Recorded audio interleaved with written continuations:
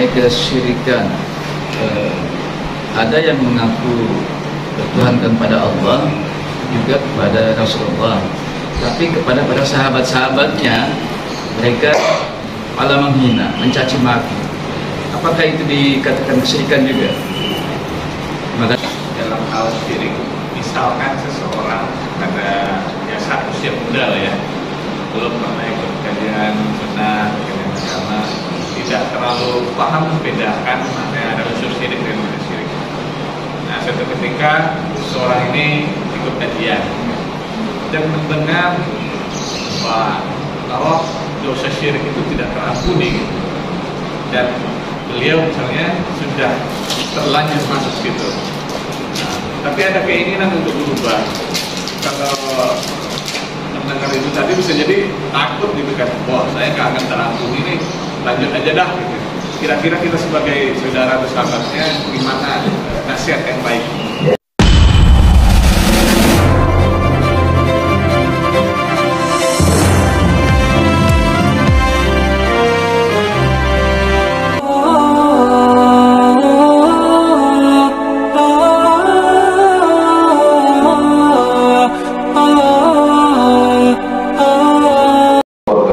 Waalaikumsalam warahmatullahi. Alhamdulillah nahmaduhu wa nasta'inuhu wa nastaghfiruhu wa na'udzu billahi min shururi anfusina wa min sayyiati a'malina. Man yahdihillahu fala mudilla lahu wa man yudlil fala hadiya lahu. Asyhadu an la ilaha illallah wa asyhadu anna Muhammadan abduhu wa rasuluh. La nabiyya wa rasul ba'da. Rabbi shrah li sadri wa yassir li amri wahlul 'uqdatam min lisani yafqahu qawli. Jamaah salat subuh rahimani wa rahimakumullah. Beruntunglah orang yang bisa melaksanakan salat subuh ke masjid, karena banyak pahala yang dia dapatkan. Yang pertama, dia mendapatkan pahala yang mana pahala itu dia dapatkan lebih baik daripada dunia dan seisinya, yaitu 2 rakaat sebelum subuh. Nabi mengatakan rakaataini qabla al-fajri khairu minad dunya wa ma fiha. 2 rakaat sebelum subuh itu pahalanya lebih baik daripada dunia dan seisinya.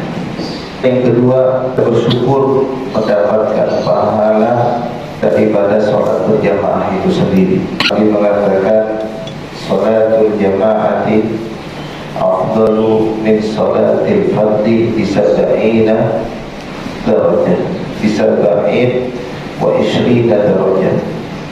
Sholat berjamaah itu lebih utama daripada sholat sendiri. Pahalanya 1/27. Di dalam riwayat yang lain, orang yang sholat berjamaah itu mendapatkan 25 ganjaran. Dan yang ketiga, orang yang sholat subuh disaksikan oleh para malaikat dan disaksikan juga oleh Allah Subhanahu wa ta'ala. Malaikat mendoakan kita tentunya dengan doa Allahumma ighfirlahu, Allahumma arhamhu. Karena kenapa? Karena kita menunggu waktu sholat berikutnya yang kita namakan dengan sholat subuh. Jadi orang yang menunggu waktu sholat berikutnya itu, orang itu akan mendapatkan doa dari malaikat. Ya Allah, ampunilah dia, ya Allah, ampunilah dia. Dan yang ketiga, yang selanjutnya adalah orang yang sholat subuh ke masjid, dia akan mendapatkan pahala umroh dan haji setelah dia melaksanakan nanti sholat subuh. Jamaah yang dirahmati Allah Subhanahu wa taala, kemarin kita masuk ke risalah yang kedua, 3 hal yang setiap muslim wajib mempelajarinya dan mengamalkannya. Di dalam sebuah hadis lanjutan daripada bab yang sebelumnya, Nabi mengatakan, kullu ummati yadkhuluna al-jannah illa man aba. Qalu ya Rasulullah wa man ya'ba? Qala man ata'ani dakhala al-jannah wa man asani faqad aba. Seluruh umatku, kata Nabi. Tapi kalau Nabi menyebutkan seluruh umatku, di sini adalah umat Islam, semuanya masuk surga, illa man aba, kecuali yang tidak mau. Lalu para sahabat bertanya, wahai Rasul, ya Rasulullah, wa man yaba? Wahai Rasulullah, siapa yang enggak itu? Qala, Nabi bersabda, man ata'ani dakhala al-jannah, barang siapa yang taat kepadaku dia masuk surga, dan barang siapa yang tidak taat kepadaku dia masuk neraka. Jadi seharusnya kita menjadi umat Nabi Muhammad ini beruntung, karena kita dijamin masuk surga. Ya, kita dijamin masuk surga. Dan Allah melebihkan umat Nabi Muhammad SAW dibandingkan dengan umat-umat yang lain. Kelebihan umat Nabi Muhammad disebutkan, yang pertama adalah umat Nabi Muhammad SAW umat terbaik. Ini yang mengatakan Allah Subhanahu wa taala. Kita ini sebagai umat Nabi Muhammad ini umat terbaik. Kenapa kita dikatakan umat terbaik? Karena Allah berfirman dalam Al-Quran, kuntum khairu ummatin ukhrijat linnas ta'muruna bil ma'ruf wa tanhauna 'anil munkar wa tu'minuna billah. Kalian dikatakan umat terbaik karena kalian menegakkan amal ma'ruf nahi munkar, dan kalian beriman. Nah, cuma masalahnya kita ini di dalam keseharian kita, misalnya di rumah, di perumahan, ya, di kantor, kita bisa tak menegakkan amal ma'ruf nahi munkar? Kalau amal ma'ruf mungkin semua orang bisa melakukannya. Berapa Pak ya? Amal ma'ruf, Bapak hanya ngajak kebaikan, konsekuensinya tidak begitu besar. Misalnya, ayo sholat. Orang tak mungkin tersinggung kalau kita ajak kepada kebaikan. Pasti kalau dia memang tersinggung, pasti ketersinggungannya pasti gak besar. Berbeda dengan orang yang mencegah kemungkaran itu. Coba Bapak datang ke tempat orang yang nongkrong di situ sambil minum-minuman keras. Kemudian Bapak datang langsung ceramah, Mas, ini haram nih. Kalau Mas minum ini masuk neraka. Konsekuensinya lebih besar atau lebih kecil? Besar. Lebih besar. Cuma masalahnya di kita ini yang hanya diterapkan itu hanya amal ma'ruf nahi munkar yang enggak. Kenapa? Karena kita kadang merasa nggak enak lah, udah urusannya dia, sudah tahu dia berbuat maksiat tapi kita biarkan. Ini bahaya, Pak. Kalau kita melihat kemaksiatan, kita biarkan dia, justru nanti yang kena imbasnya itu kita.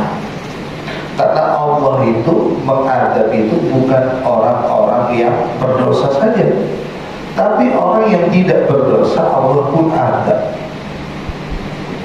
Yang melakukan dosa itu sedikit, yang melakukan dosa sedikit, tapi yang kena adabnya semuanya. Jadi kita sebagai umat terbaik itu harus amar ma'ruf nahi munkar harus kita tegakkan. Ya. Kemudian kita dikatakan umat terbaik karena kita beriman kepada Allah. Ini yang menyebabkan kita dikatakan umat terbaik. Ada orang kafir amar ma'ruf nahi munkar juga, tapi amar ma'ruf nahi munkarnya mereka enggak diangkat. Kenapa enggak diangkat? Karena tidak beriman. Orang kafir itu, Pak, sebaik apapun yang ia lakukan, tidak dianggap sama sekali kebaikan-kebaikannya. Berbeda dengan kita. Kita melakukan kebaikan sekecil apapun tetap dicatat oleh Allah. Inilah kelebihan daripada umat Nabi Muhammad SAW. Maka jangan sampai Bapak meremehkan ya kebaikan-kebaikan yang kecil. Itu tak boleh. Kebaikannya kecil, pahalanya kecil, jangan. Karena itu semuanya dicatat. Famayat al-mithqala dzarratin khairan yarah. Begitu juga kalau kita melakukan dosa sekecil apapun dicatat juga. Famayat al-mithqala dzarratin syarran yarah. Kemudian yang kedua, kelebihan umat Nabi Muhammad SAW adalah umat pertama yang masuk surga.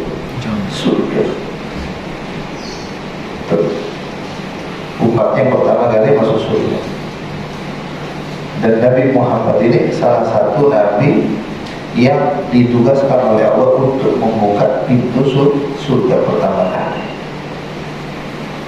Kita seharusnya bangga bisa masuk surga pertama kali. Kalau kita memang dijamin masuk surga, ya dijamin. Pastikan kalau kita memiliki dosa kan harus masuk neraka dulu, nggak langsung semuanya bisa masuk surga sekaligus. Ya, ditimbang dulu amal-amal yang kita lakukan.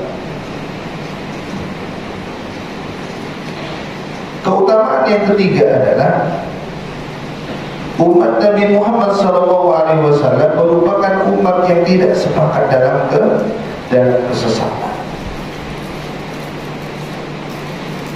Jadi dia nggak mau melakukan kesesatan. Kalau ada umat Nabi Muhammad yang melakukan kesesatan, berarti dia umat yang tidak taat. Yang keempat, Allah memaafkan umat Nabi Muhammad dikala lupa, dan itu tidak diberikan kepada umat-umat yang lainnya. Lupa, itulah dimaafkan oleh Allah. Misalnya bapak ketiduran, lupa gak sholat duhur misalnya, boleh gak sholatnya dikokok? Boleh, lupa, dimaafkan. Misalnya apalagi pas waktu puasa, puasa sunnah misalnya, atau puasa wajib, lagi puasa, dimaafkan, lanjutkan puasanya. Kan lupa, gitu, lupa, dilanjutkan, nggak batal puasanya. dan tidak diberikan kepada umat-umat yang lain. Kelebihan keutamaan yang selanjutnya umat Nabi Muhammad, setiap melakukan amal soleh pahalanya dilipat gandakan. Dilipat gandakan. Tetapi ingat, meskipun amal soleh yang kita lakukan dilipat gandakan, tapi kita dikasih umur yang singkat. Maka dalam hal ini bapak dan ibu ini harus cerdas di dalam beramal, karena waktu kita di dunia ini sangat singkat dan harus cerdas di dalam beramal. Jangan sampai aduh lagi puasa, dimaafkan, lanjutkan puasanya, kan lupa. Ya begitu, lupa, dilanjutkan, nggak batal banget. Dan tidak diberikan kepada umat-umat yang lain. Kelebihan keutamaan yang selanjutnya umat Nabi Muhammad, setiap melakukan amal soleh pahalanya dilipat gandakan. Dilipat gandakan. Tetapi ingat, meskipun amal soleh yang kita lakukan dilipat gandakan, tapi kita dikasih umur yang singkat. Maka dalam hal ini bapak dan ibu ini harus cerdas di dalam beramal, karena waktu kita di dunia ini sangat singkat dan harus cerdas di dalam beramal.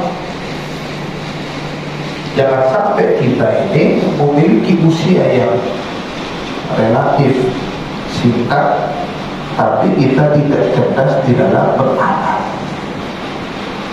Makanya cari amalan-amalan yang ringan tapi berpahala besar. Contohnya apa, Pak? Pasti dalam rangka menuntut ilmu, maka dia masuk surga. Coba, Pak. Jadi bapak yang duduk di pagi hari ini di masjid sambil mendengarkan kajian taklim itu, bapak dijamin masuk surga. Cuma saya, ada sebagian daripada kita justru habis sholat subuh banyak yang pulang. Oke lah kalau dia punya unsur yang syar'i. Tapi kalau di rumahnya maaf hanya nonton TV, hanya main HP atau tidur, nah ini sayang, Pak. Sayang. Kita tidak mendapatkan keutamaan daripada menuntut ilmu itu. Dan kita juga tidak mendapatkan keutamaan menunggu waktu sholat yang tadi saya sebutkan didoakan oleh para malaikat. Kita juga tidak mendapatkan keutamaan orang yang mendapatkan pahala umroh dan haji. Jadi harus cerdas di dalam beramal. Kemudian yang kedua adalah amalan yang ringan tapi berpahala besar. Yang kedua, berpuasa Arafah yang kemarin itu hanya sehari berpuasa, tapi pahalanya besar, Pak. Cuma kadang di antara kita justru melewatkan puasa Arafah. Padahal kata Rasulullah SAW ketika ditanya tentang puasa Arafah, Nabi menjawab, puasa Arafah itu bisa menghapus dosa setahun yang lalu dan bisa menghapus dosa setahun yang akan datang. Jadi pahalanya itu besar. Ya, jadi sekali lagi kelebihan atau keutamaan umat Nabi Muhammad, usianya singkat, tetapi setiap dia melakukan amal soleh selalu Allah lipat gandakan.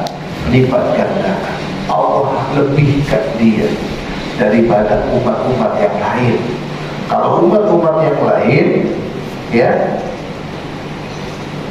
umurnya panjang-panjang, tapi ketika dia melakukan amal soleh, Allah nggak dilipat gandakan seperti kita. Ya, makanya Bapak harus cerdas di dalam beramal. Ya. Kemudian keutamaan yang selanjutnya, umat Nabi Muhammad memiliki syafaat besar untuk umatnya. Maksudnya di sini Nabi Muhammad memiliki syafaat besar untuk umatnya, dan umatnya juga bisa memberikan syafaat kepada yang lainnya, yaitu keluarganya. Bapak pernah mendengar sebuah hadis yang sangat panjang ketika semua umat itu datang kepada para nabinya, para rasulnya. Umatnya Nabi Musa datang kepada Nabi Musa, umatnya Nabi Isa datang kepada Nabi Isa, umatnya Nabi Nuh datang kepada Nabi Nuh, umatnya Nabi Ibrahim datang kepada Nabi Ibrahim. Semuanya apa? Meminta apa? Meminta syafaat. Tapi mereka semuanya menjawab gimana? Saya tidak bisa memberikan syafaat. Akhirnya apa? Akhirnya semuanya umat itu datang kepada Nabi Muhammad meminta syafaat. Coba. Tapi Nabi Muhammad tidak bisa memberikan syafaat kepada mereka, karena Nabi Muhammad juga memikirkan dirinya sendiri dan memikirkan umatnya. Makanya Bapak harus cari amalan-amalan yang dapat mendapatkan syafaat dari Nabi Muhammad SAW. Apa amalannya, Pak? Bersolawat. Bapak bersolawat. Solawat yang Bapak ucapkan itu bisa memberikan syafaat kepada Bapak dari Nabi Muhammad SAW. Kira-kira kalau kita membaca sholawat, amalan ringan atau amalan berat? Ringan. Oh, ringan, Pak. Bapak cuma mengucapkan apa? Allahumma sholli ala sayyidina Muhammad. Apa susahnya? Boleh juga mengucapkan Allahumma sholli ala Muhammad. Mau pakai sayyidina, nggak pakai juga tidak ada masalah. Dapat pahala. Pahalanya apa? Dapat pahala syafaat dari Nabi Muhammad SAW. Dan semua orang itu, Pak, ketika pada hari kiamat semuanya butuh syafaat. Butuh syafaat. Karena kenapa, Pak? Karena kejadian pada hari kiamat itu sangat dahsyat sekali. Bahkan di dalam sebuah hadis itu disebutkan kondisi manusia itu pada hari kiamat itu, mereka itu tidak memakai pakaian, jadi telanjang bulat, ya, tidak memakai alas kaki, dan matahari pada saat itu hanya beberapa jengkal dari kepala kita. Kemudian Aisyah bertanya kepada Rasulullah, ya Rasulullah, kalau begitu enak dong, laki-laki dan perempuan saling memandang kalau mereka tidak memakai pakaian. Nabi menjawab, ya Aisyah, hada amrun azim, ini perkara yang besar. Pada saat itu manusia itu sudah tidak lagi memikirkan syahwatnya. Yang mereka pikirkan itu adalah bagaimana mereka bisa mendapatkan pertolongan pada hari itu. Dan bahkan karena saking dahsyatnya pada hari kiamat pada saat itu, Allah berfirman di dalam surat An-Nisa itu, yauma yafirrul mar'u min akhihi. Pada hari itu tuh manusia itu lari, Pak, dari saudaranya, Pak. Enggak kenal siapa saudaranya karena saking dahsyatnya. Wa ummihi wa akhihi, dan tidak kenal dengan ibu bapaknya. wasahibatihi wa bani, dan tidak kenal siapa istrinya, siapa anak-anaknya. Coba. Karena kenapa? Karena pada saat itu tuh manusia itu ketakutan. Jadi mereka itu apa? Ketakutan. Satu dengan yang lainnya itu mencari pertolongan. Makanya penting kita ya mencari amalan yang bisa mendatangkan syafaat dari Nabi Muhammad SAW. Begitu juga diri kita, Pak, harus mencari amalan agar diri kita juga bisa menolong keluarga kita. Memangnya bisa kita bisa memberikan syafaat kepada keluarga kita? Bisa. Dengan melakukan apa, Pak? Dengan melakukan amal apa? Jariah. Dengan melakukan amal jariah. Itu yang pertama. Yang kedua, Bapak menghafal Quran. Menghafal Quran. Kalau Bapak sayang sama keluarganya Bapak harus menghafal Quran. Karena Nabi SAW bersabda, barang siapa yang hafal Quran, barang siapa yang hafal Al-Quran, maka dia bisa memberikan syafaat kepada 10 anggota keluarganya yang awalnya mereka masuk neraka. Jadi Bapak misalnya na'udzubillahi min dzalik, punya keluarganya Bapak masuk neraka. Bapak punya hafalan, Bapak hafal Quran, Bapak itu bisa menyelamatkan mereka semuanya dari api neraka. Tapi Bapak syaratnya harus hafal Quran.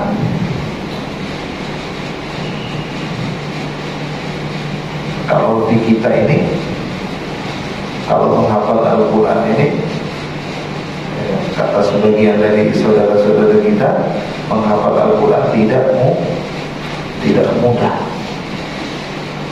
Kadang ada juga yang beralasan karena faktor usia. Ada juga yang beralasan karena faktor kesibukan, sampai tidak sempat menghafal Quran.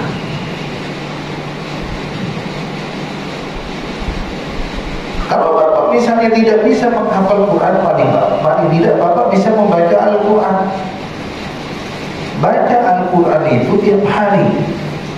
Karena ketika kita membaca Al-Quran itu, kita juga bisa memberikan syafaat untuk diri kita.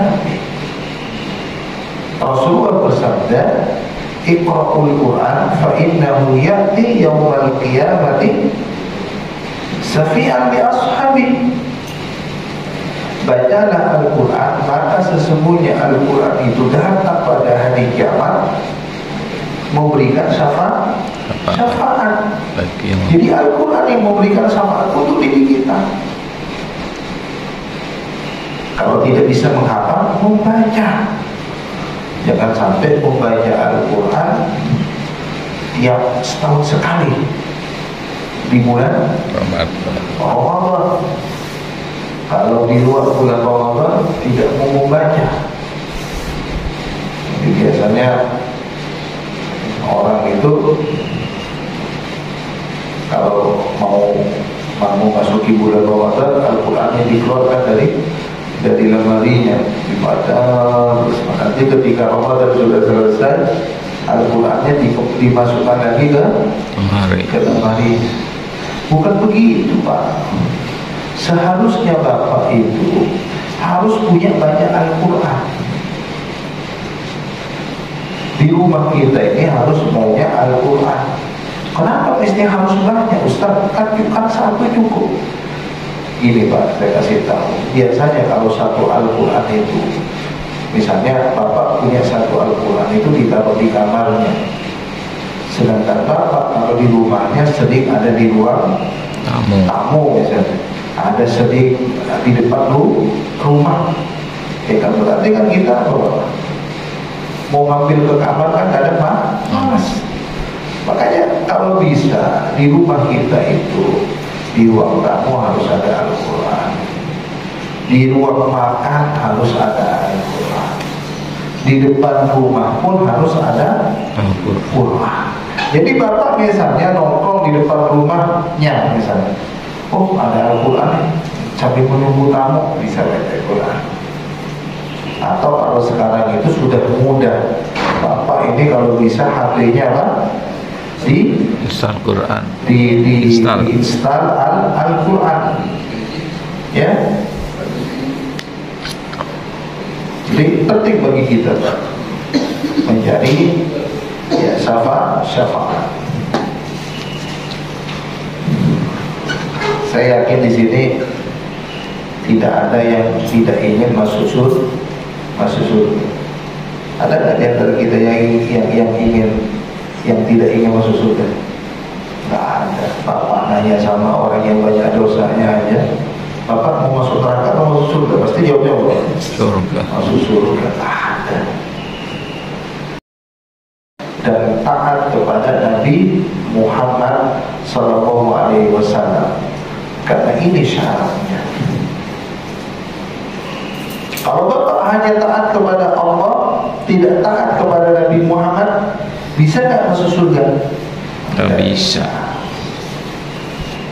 Karena keduanya ini tidak bisa kita pisahkan. Syarat masuk surga taat kepada Allah dan taat kepada Nabi Muhammad. Ikutin sunnah daripada Nabi Muhammad SAW. Jangan pernah membenci sunnahnya. Sunnah-sunnah Nabi Muhammad SAW ini sangat banyak sekali. Jangan hanya satu sunnah yang diikuti. Laki-laki maunya yang ngikutin yang satu sunnah itu terus. Apa Pak? Poligami aja diikutin. Jangan, sunnah-sunnah Nabi Muhammad itu banyak. Apa sunnahnya Nabi Muhammad? Di antaranya memelihara jenggot. Ini sunnah, memelihara jenggot. Meskipun hanya tumbuh 1-2 apa yang paling penting dipelihara. Meskipun ada orang yang kadang bekerja di tempat pekerjaannya tidak boleh memelihara jenggot, ya nggak ada masalah. Tapi itu kan sunnah. Kita cari sunnah yang lain misalnya. Apa sunnah yang lain? Puasa Senin Kamis itu sunnah daripada Nabi Muhammad SAW. Kemudian apalagi sunnahnya yang lain? Nabi selalu menjaga sholat sunnah rawatib, tapi yang muakkadah, yang ditekankan. Itu Nabi gak pernah tinggalkan itu. 2 rakaat sebelum subuh, 2 rakaat sebelum zuhur, 2 rakaat sesudah zuhur, 2 rakaat sebelum asar, sesudah maghrib, 2 rakaat sesudah isya. Itu sunnah-sunnah yang Nabi selalu jaga. Kemudian apa lagi? Sholat tahajud. Nabi malah sholat tahajud tidak pernah ditinggalkan. Apalagi sunnah Nabi yang lain misalnya witir, sholat witir selalu Nabi jaga. Jadi banyak sunnah-sunnah Nabi SAW. Ya, maka jangan pernah kita menjadi umat yang membangkang seperti Fir'aun. Fir'aun itu umatnya Nabi Musa, tapi dia bermaksiat kepada Nabi Musa. Dia menentang Nabi Musa. Ya, akibatnya apa dia? Akibatnya dia mendapatkan siksa dunia dan akhirat. Jadi seharusnya kita ini mengambil pelajaran dari umat-umat sebelum umat Nabi Muhammad yang semuanya oleh Allah Subhanahu wa taala yang membangkang itu disiksa oleh Allah Subhanahu wa taala di dunia dan di akhirat. Yang selanjutnya adalah anna Allah la yarda an yushraka ma'ahu ahadun fi ibadatihi, la malakun muqarrabun wa la nabiyyun mursal. Allah tidak ridha, Allah tidak ridha jika dipersekutukan dengan seorang pun dalam peribadatan kepadanya, baik itu malaikat yang dekat dengannya maupun nabi yang diutus. Coba bayangkan, Pak. Jadi Allah tidak ridha ketika Allah dipersekutukan, baik dengan Malaikat. ya, malaikat ataupun dengan Rasul. Rasul, apalagi dengan kita. Makanya kita ini di dalam beribadah ini penting kita mengikuti apa Pak? Sunnah. Mengikuti tuntunan daripada syariat Allah dan syariat Nabi Muhammad SAW, agar ya, tidak apa?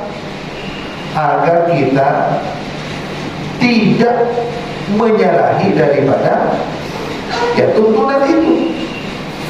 Banyak orang yang beribadah tapi di dalam beribadahnya itu salah. Misalnya ada orang kalau beribadahnya kemana Pak? Ke kuburan. Ini salah satu contoh.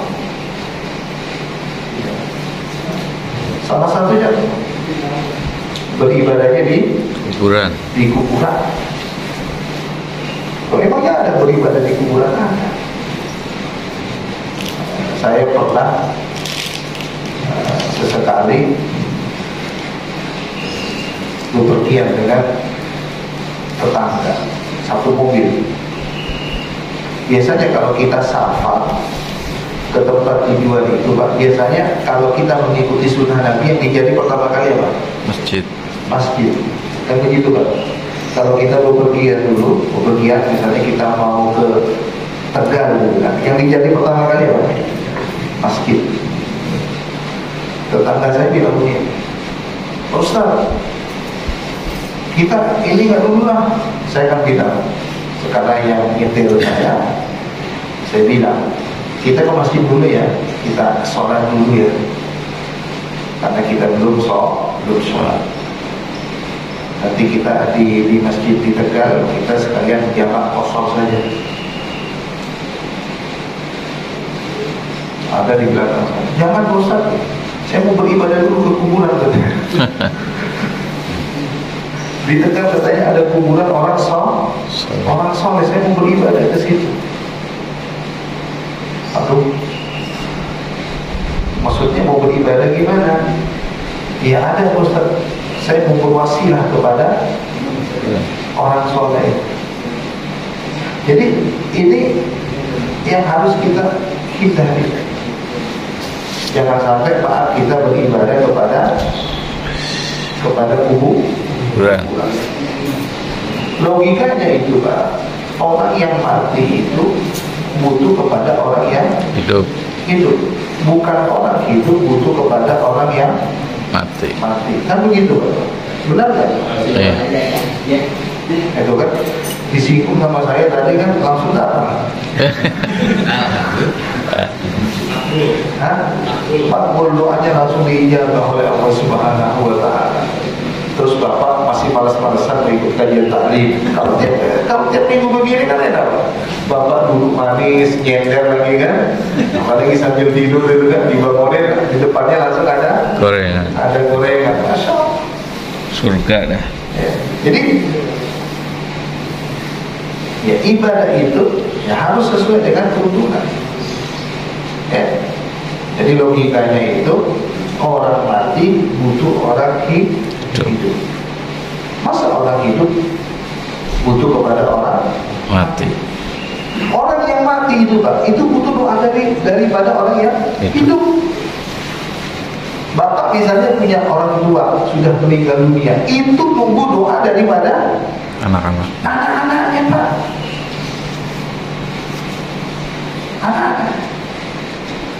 Makanya apa? Nabi bersabda, idza matal insanu inqata'a amaluhu. Apabila manusia meninggal dunia, terputus semua amalnya. Illa min thalath, kecuali 3 yang tidak pernah terputus. Shadaqah jariyah. Yang kedua, anak yang soleh yang mendoakan orang tuanya. Dan yang ketiga, ilmu yang bermanfaat. Saya pernah membimbing umroh.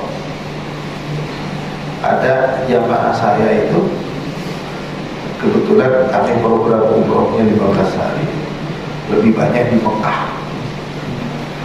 Dia tiap hari umroh terus, nggak pernah berhenti Pak. Saya tanya, Mas, kok tiap hari umroh terus Mas? Iya Pak Ustaz, katanya. Yang pertama saya mau umrohkan almarhum untuk bapak saya, yang kedua untuk ibu saya, dan yang ketiga untuk kakek saya, yang keempat untuk nenek saya. Diumrohkan semuanya. Coba, saya tuh pikir Pak Ustaz, semua keluarga saya itu di alam kuburnya dia mendapatkan keringanan dari amal ibadah yang saya lakukan untuk mereka. Coba Bapak, pada hari raya kurban misalnya, banyak orang yang berkurban atas orang yang sudah meninggal. Ini menunjukkan bahwa orang mati butuh orang hidup, bukan orang hidup butuh kepada orang mati. Logika itu harus dipakai Pak, biar kita ini berakidah ini benar. Ini orang salah misalnya di dalam berakidah.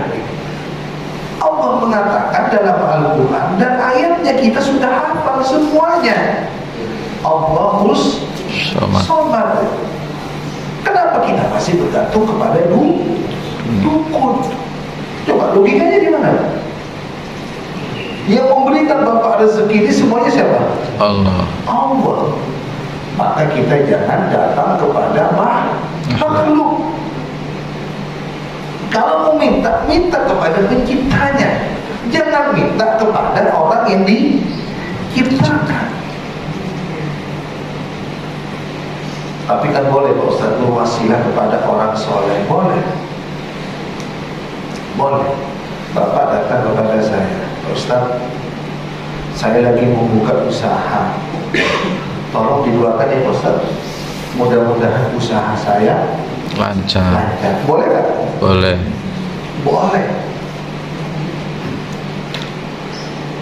Kalau begini Pak Kiai, saya mau buka usaha, tolong di tempat kerjaan saya dikasih jimat dong, biar usaha saya lancar. Boleh kan? Nggak boleh. Nggak boleh. Biar usaha saya lancar, minta jimat. Ada kan? Kasih jimat. Nggak tahu jimatnya apa. Izin.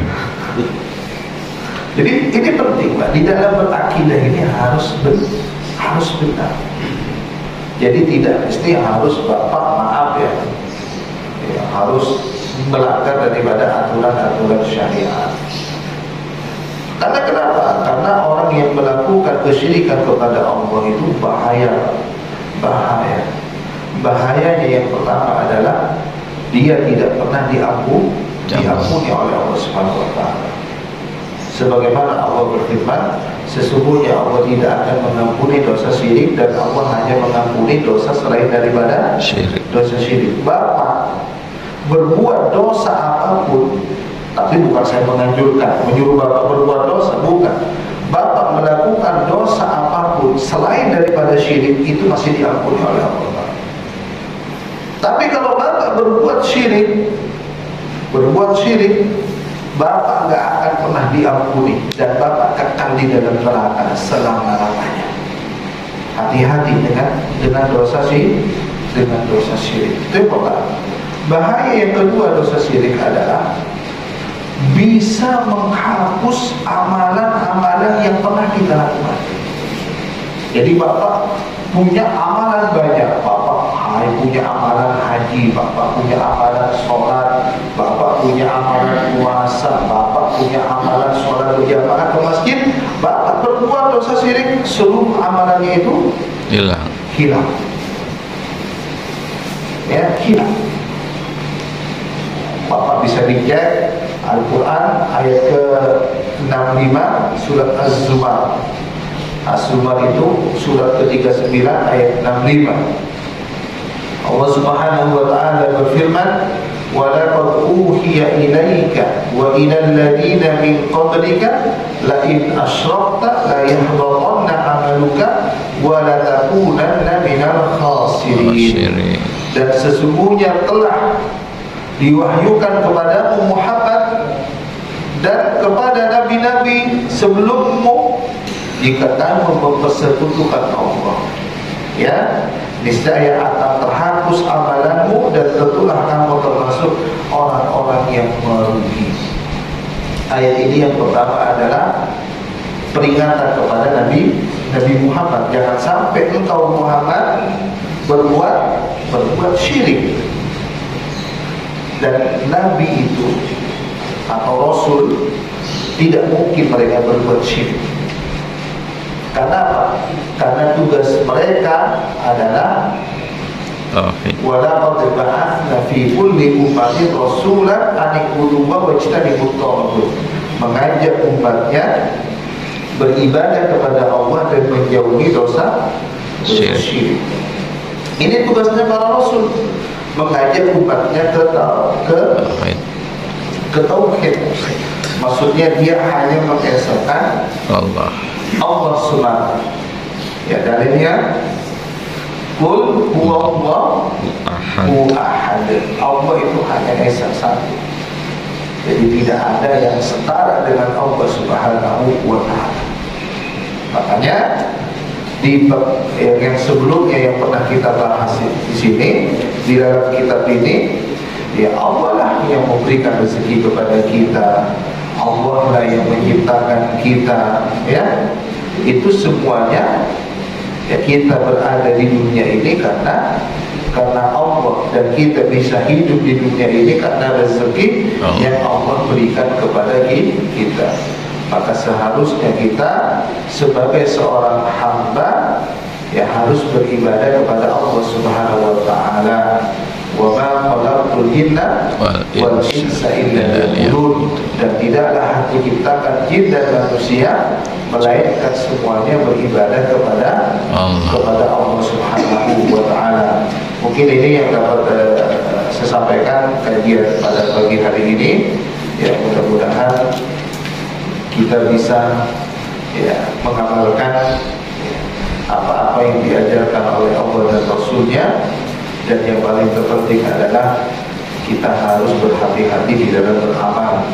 Jangan sampai ketika kita beramal di dalamnya ada unsur kesyirikan, karena bahayanya amal-amal kita terhapus.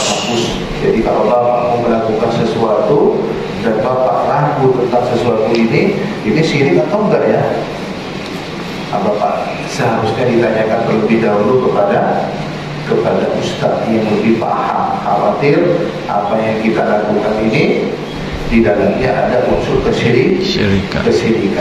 Ya, ada yang dipertanyakan, silakan.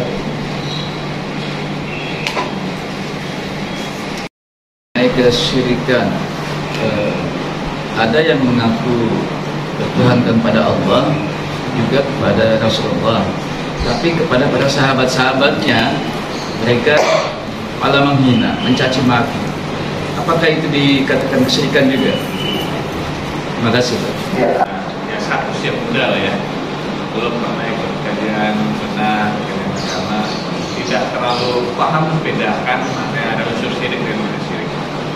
Nah, suatu ketika seorang ini ikut kajian dan mendengar bahwa kalau dosa syirik itu tidak terampuni, dan beliau misalnya sudah terlanjur masuk situ. Nah, tapi ada keinginan untuk berubah. Kalau mendengar itu tadi bisa jadi takut gitu kan, wah, saya nggak akan terampuni ini, lanjut aja dah gitu. kira-kira kita sebagai saudara atau sahabatnya gimana nasihat yang baik? Ya. Yang pertama, pertanyaan dari Bapak, orang yang menghina sahabat ya, apakah mereka termasuk melakukan dosa syirik atau tidak? Ya tentunya mereka itu menghina sahabat itu sudah bagian daripada mereka sudah menghina Nabi Muhammad SAW. Karena Nabi Muhammad memuji para sahabat dan Allah juga memuji para sahabat masuk surga yang kita kenal dengan as-sabiqunal awwalun. Jadi orang-orang yang pertama kali beriman itu para sahabat semuanya masuk surga. Kemudian mereka hina, kemudian mereka caci maki, ya secara tidak langsung mereka juga melakukan dosa syirik. Tapi dosa syiriknya di sini adalah syirik kecil. Tapi tetap ya, syirik besar itu maksudnya dia menyembah kepada selain Allah. Kalau hanya mencaci menghina ini termasuk dosa syirik, tapi syiriknya syirik kecil. Tapi mereka karena dia menghina sahabat, ya tentunya mereka juga masuk neraka. Jadi seperti itu. Jadi harus kita bisa membedakan mana dosa syirik, apa syirik besar pada syirik kecil. Seperti kayak misalnya begini Pak, Bapak ria, jadi pamer lah, itu termasuk syirik juga. Tapi syiriknya masuk syirik kecil, bukan syirik besar. Jadi masih bisa diampuni. Masih bisa diampuni dengan taubat. Bisa diampuni dengan taubat. Sama seperti yang pertanyaan yang kedua ini. Jadi dosa syirik apakah tidak diampuni selama-lamanya? Tidak juga. Kalau Bapak pernah lihat Umar bin Khattab itu dulu sebelum masuk Islam, apa yang ia lakukan? Kesyirikan. Umar itu Pak, ada kalanya Umar itu tertawa dan ada kalanya Umar itu banyak menangis. Umar tertawa itu ketika dia ingat masa lalunya, membuat patung, kemudian patung yang ia buat kemudian Umar sembah. Umar tertawa. Kata Umar, bodoh juga saya. Saya membuat patung, kemudian saya yang menyembahnya. Itu Umar Pak. Tertawa dia. Astagfirullahaladzim. Yang kedua, Umar banyak menangis ketika teringat masa lalunya pernah membunuh ya anak-anak yang berjenis kelamin perempuan, pernah dibunuh oleh Umar. Dia teringat gitu, berapa banyak orang yang pernah ia bunuh. Tapi dengan taubat yang nasuha, semuanya terampuni. Jadi Umar itu masuk surga tanpa hisab atau dihisab? Tanpa hisab. Ini menunjukkan bahwa dosa syirik masih bisa diampuni dengan taubat yang nasuh. Jadi jangan sampai maaf kita langsung memvonis orang yang melakukan dosa syirik selamanya tidak diampuni. Nah, ini bahaya Pak, bahaya. Ya, bahaya.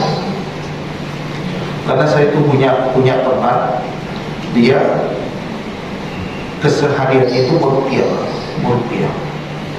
Banyak orang-orang yang diruqyah sama dia itu kemudian banyak yang sadar. Dia itu Pak, setiap dia meruqyah orang misalnya dia kesurupan, ketakutan, ketika diruqyah itu mereka itu alhamdulillah dengan izin Allah mereka sembuh. Ketika ditanya, kenapa Bapak bisa seperti itu, bisa ketakutan dan sebagainya, ternyata mereka sebelumnya memang ya datang ke dukun itu, minta kekuatan apa dan sebagainya, dan mereka dikasih jimat oleh dukun itu.